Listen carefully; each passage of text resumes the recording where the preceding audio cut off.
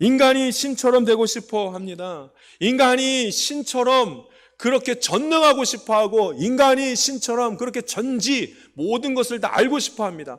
모든 것을 알고 싶어 하고 모든 것을 알고 싶어 하니까 그 다음부터 벌어지는 일이 뭐냐면 죄 짓는 게 벌어지는, 막 죄를 짓습니다. 복음은 하나님께로 돌아가는 것입니다. 그러면 하나님께로 돌아가기 전에는 어디 있었다는 거예요? 하나님처럼 높아져 있었다는, 세상에 있었으면서도, 인간 세상에 있었으면서도 하나님처럼 높아진 자리에 거기 있었다는 거예요. 하나님처럼 높은 자리에 거기 올라가 있어요. 그러니까 여러분, 인간을 신이라고 여기고 인간이 만든 것을 신으로 여기는 일들이 벌어졌습니다. 하나님을 인정하십시오. 이 말은 하나님이 살아계신 것을 인정하십시오와 한 가지 더 뜻이 있다면, 하나님을 인정하십시오. 이것은 나는 하나님이 하나님이심을 인정하면 나는 내 죄인인 것을 내가 인정하는 겁니다. 하나님만이 하나님이시고 나는 죄인입니다. 이것을 인정하라는 말씀입니다. 그 사람이, 바울이 말하는 것, 복음을 듣거늘 하나님의 말씀을 들었다는 말이 나옵니다. 거기에 빠진 게 뭐냐면 겸손하게 들었다는 말씀입니다. 하나님의 말씀을 겸손하게 들었더니 그가 구원받을 만한 믿음이 그에게 있었더라, 이렇게 말합니다.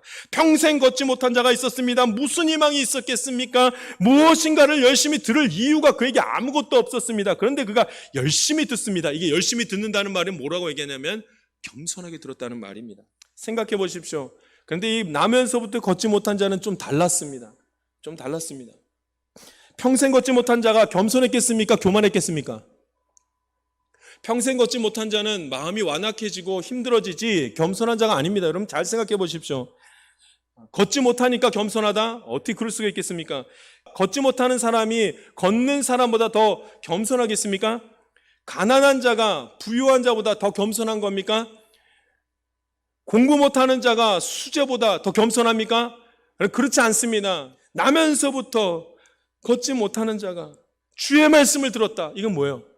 겸손하게 들었다는 거예요. 수많은 사람들이 하나님의 말씀을 대합니다. 읽기도 하고 듣기도 하고 암송하기도 하고 합니다. 그런데 그 안에 구원받을 만한 믿음이 있지 않는 이유는 하나님처럼 높아진 자리에서 말씀을 대하기 때문에 그렇습니다.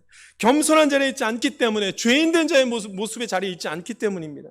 감사하는 것이 얼마나 중요한지 모릅니다. 하나님께로부터 왔다는 것은 아는 자만 감사를 할 수 있기 때문에, 인생의 만족을 누릴 수 있기 때문에 그렇습니다. 하나님을 인정해야 합니다. 하나님을 인정한다는 소리는 나는 하나님이 아니라는 것을 인정해야 됩니다. 나는 신이 아니라는 것을 인정해야 됩니다. 나는 사람입니다. 세상으로 돌아가려고 하는 사람은 전부 다 신이 되려고 합니다. 높아지려고 합니다. 그리고 사람을 부리려고 하고 세상을 한번 다스려보고 싶은 마음이 막 듭니다. 그래서 죄를 짓습니다. 인간은 인간입니다. 죄인입니다. 연약합니다. 예수님께서 십자가에 못 박혀 죽으시고 부활하신 사건이 나를 위한 것이 이제 믿어지기 시작한 때는 언제냐면, 내가 죄인된 자리로, 예수님 없으면 나는 죽을 수밖에 없는 죄인입니다 하고 죄인된 자리로 성경을 보기 시작하면, 십자가의 사건이 얼마나 나에게 필요하고 이 사건이 없으면 나는 죽을 수밖에 없었구나라는 것을 깨닫게 되는 것입니다. 죄인된 자리에 서지 않고는 알 수가 없습니다.